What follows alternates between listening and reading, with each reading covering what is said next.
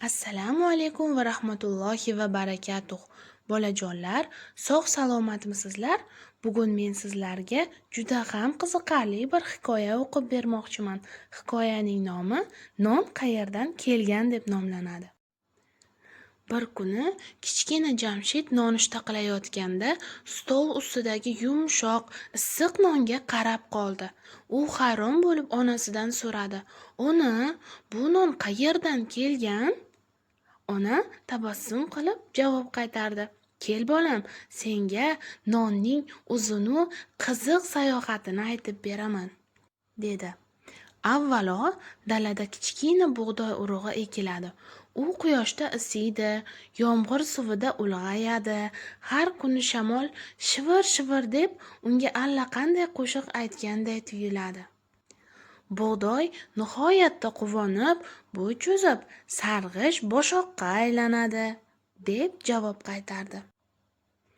Dehqon amaki ertalabdan kechgacha mehnat qiladi, dalani sug'oradi, begona o'tlardan tozalaydi. Mehnat qilsak, baraka topamiz, deydi u faxr bilan, dedi. Shu mehnat tufayli bug'doylar pishib, oltinday yaltirab ketadi, dedi. Pishgan bug'doy o'rib olinadi, tegirmonga jo'natiladi.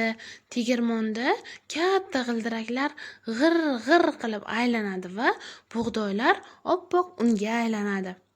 Jamshidning ko'zlari katta-katta bo'lib ketdi. Voy, un ham bug'doydan bo'larkan-ku. Onasi gapida davom etdi. Un bo'lganidan keyin uni oshpaz opa issiq suv, tuz va xamirturush bilan aralashtirib xamir qoradi. Xamir puf-puf deb ko'tariladi. Keyin esa u tandirga solinadi. Tandir ichida non qizarib, yayrab pishadi, dedi onasi.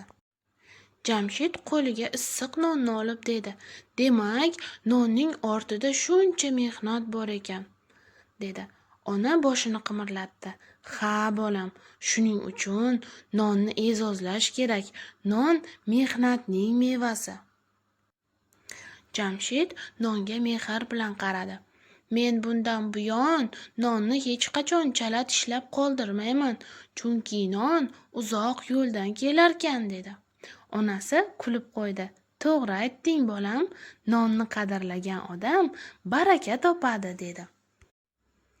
Ana ko'rdingizmi, bolajonlar, bizning dasturxonimizni bezab turadigan nonlarning orqasida nechtalab kishilar og'ir mehnat qiladilar.